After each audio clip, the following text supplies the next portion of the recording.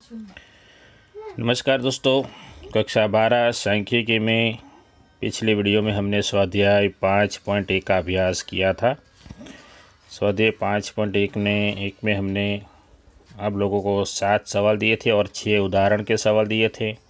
कुल मिला के 13 क्वेश्चन आप लोगों ने किए होंगे। तो अब आप लोगों को आगे का स्वाध्याय आसान लगेगा। हम लोग चलते हैं कुछ प्रमाणित विकलित में। प्रमाणित विकलित में हमें ये 2 सूत्रों को ध्यान में लेना है।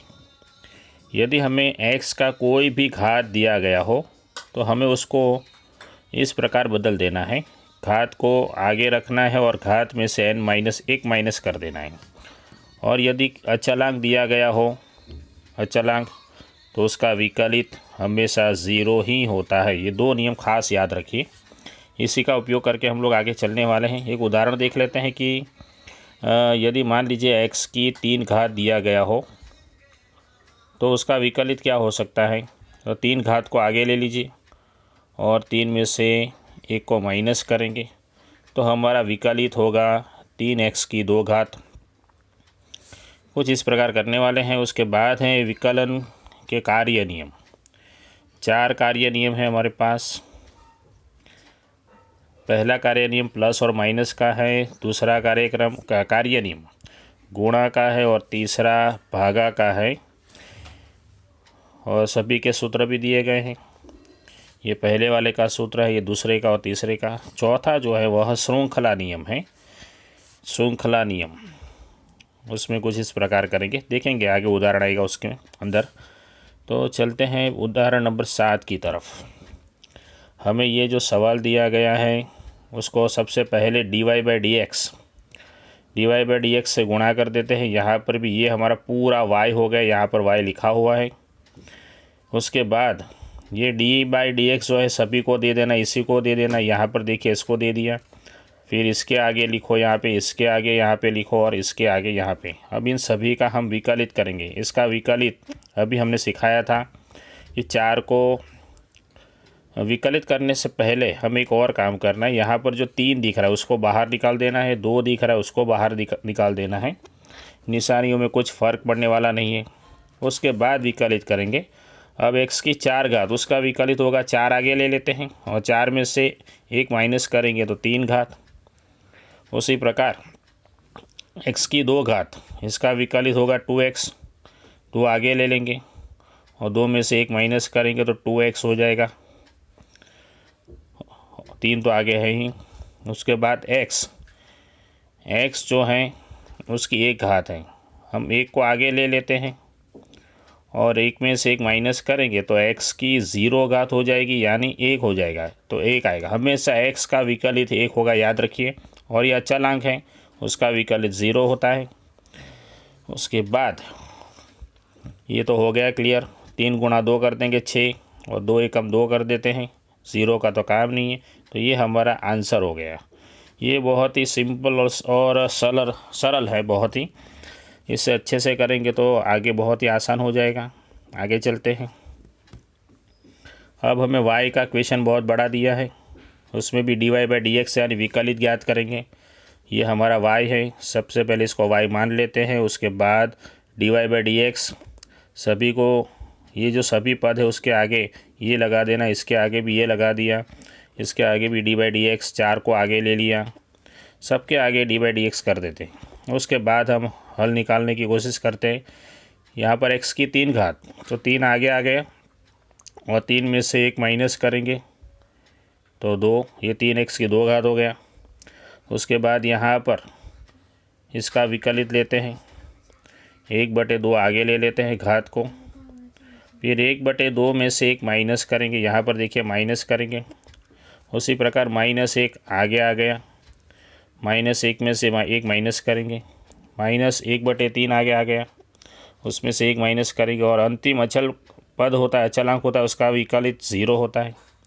अब हमें घात जो है उसका हल निकालना है। 1/2 -1 करेंगे तो -1/2, -1 -2।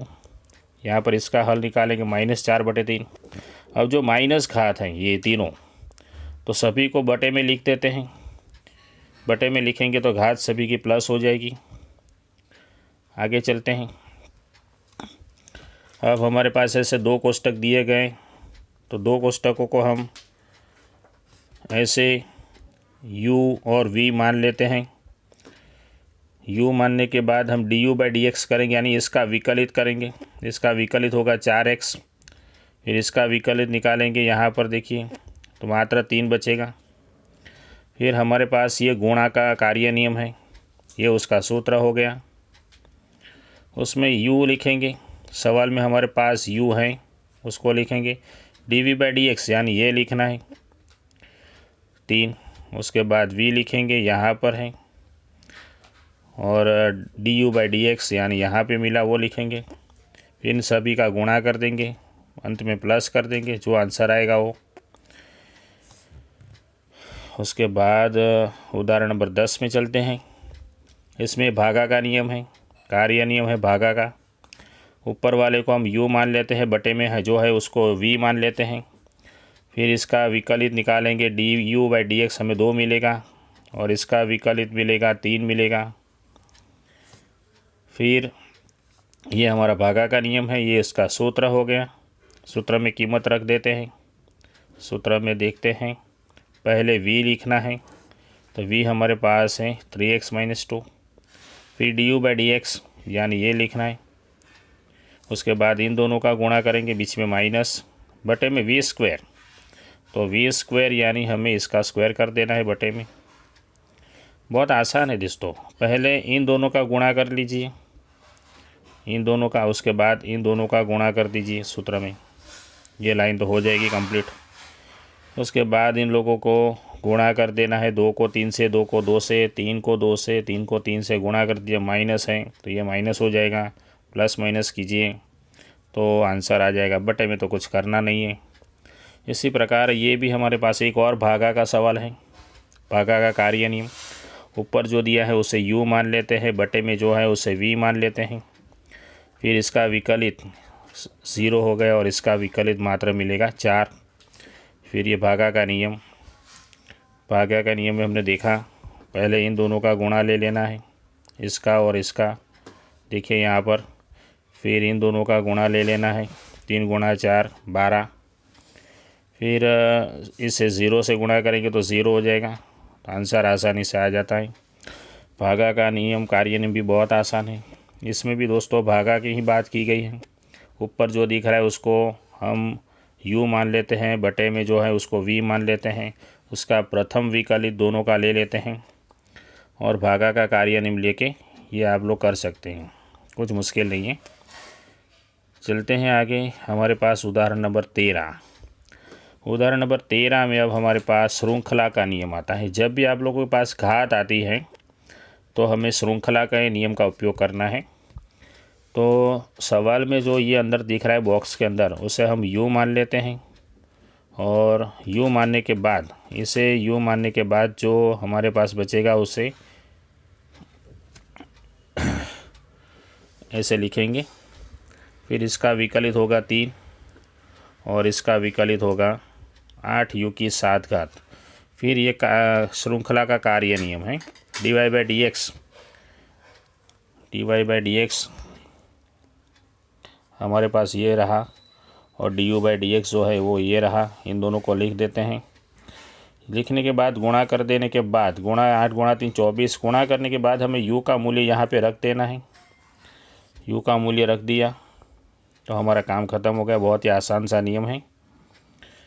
उदाहरण नंबर 13 तक हमने देखा है। इसके बाद अगले वीडियो में चलेंगे, उदाहरण नंबर 14 से हम लोग अगले वीडियो में काम करेंगे। तो उदाहरण नंबर 13 जो है, उदाहरण नंबर 7 से लेकर 13, यानी 7 सवा उदाहरण हो गए, ये आपको नोट में लिखने हैं। उदाहरण नंबर 14 से आप लोग आगे पढ़ के रखिए तो ही समझ में आएगा।